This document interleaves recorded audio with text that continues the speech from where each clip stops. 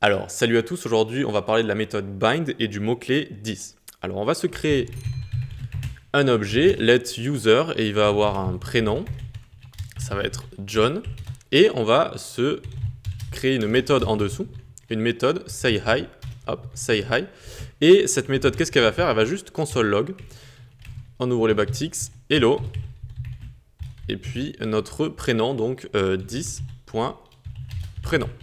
Ok? Donc this ici, le mot-clé this fait référence au contexte de la méthode. Son contexte ici, c'est l'objet dans lequel elle a été créée.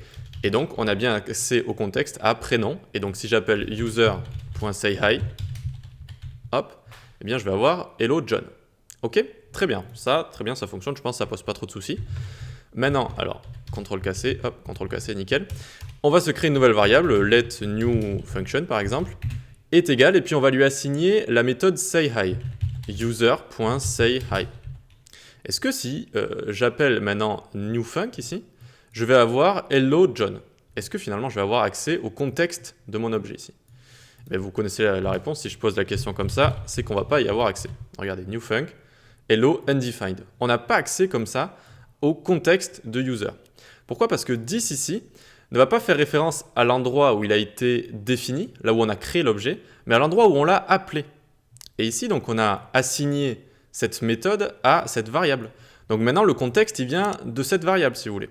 D'ailleurs, regardez, si je vais console log, alors je vais, tac, si on console log cette variable, newFunc ici, qu'est-ce que ça va nous donner? Ça va nous donner ici juste la méthode sayHi, et on voit finalement que cette variable, elle est composée que de ça, que de sayHi, console log, hello, 10.prénom. Ben d'accord, 10.prénom, mais il n'y a pas de référence dans cette variable ici. D'accord?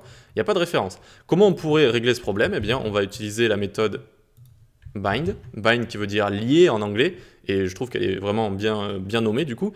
Vu qu'on va lier la méthode avec le contexte qu'on a envie d'utiliser, là où elle a été créée. Donc on a juste à venir ici et faire .bind user. On va aller la lier à l'objet où elle a été créée. Et donc la forcer à utiliser ce contexte-là. Et donc on a bien ici hello John.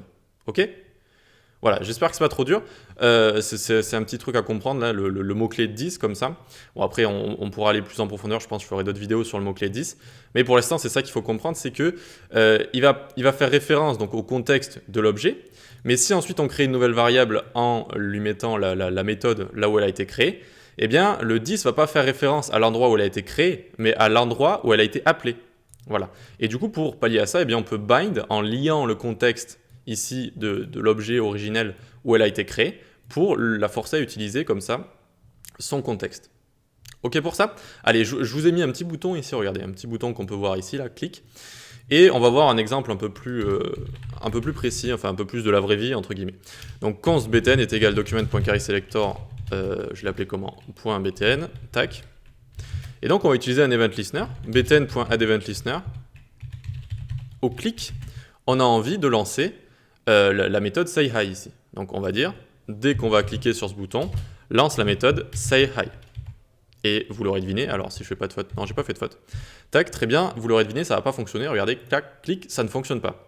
Pourquoi? Parce que la méthode ici, l'event listener, eh bien déjà, son contexte, c'est l'objet global, donc notre navigateur, c'est l'objet window global, d'accord?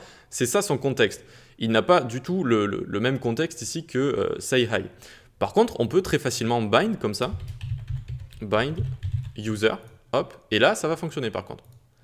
Hop, tac, tac, tac. Vous voyez, c'est un exemple plus de la vraie vie, entre guillemets, où on va pouvoir bind notre méthode ici, qui va retrouver son contexte et qui va pouvoir appeler John comme ça, hello John. Ok?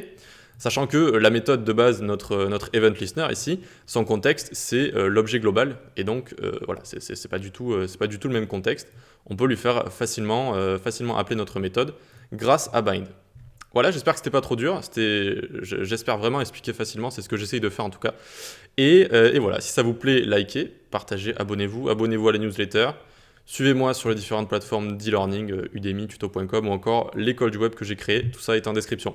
Ok, allez, on se donne rendez-vous pour une prochaine vidéo où j'essaierai encore de vous expliquer des choses, j'espère facilement. Allez, ciao!